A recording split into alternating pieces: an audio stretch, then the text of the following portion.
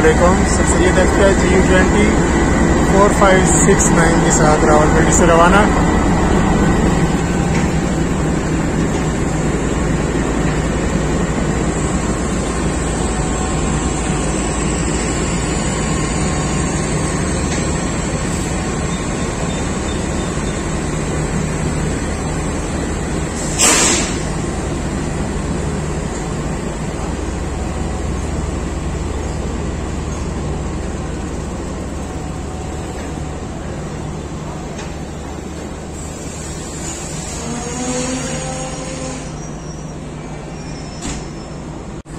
लगता है कोई लेट कमर आया है, रुक गई है।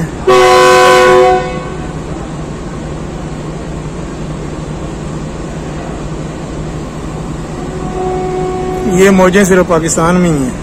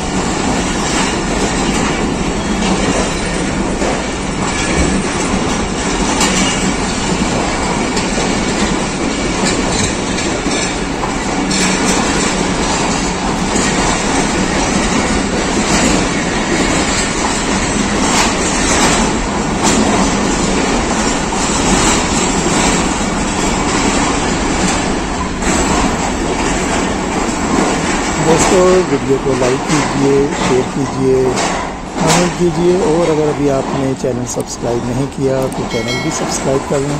शुक्रिया।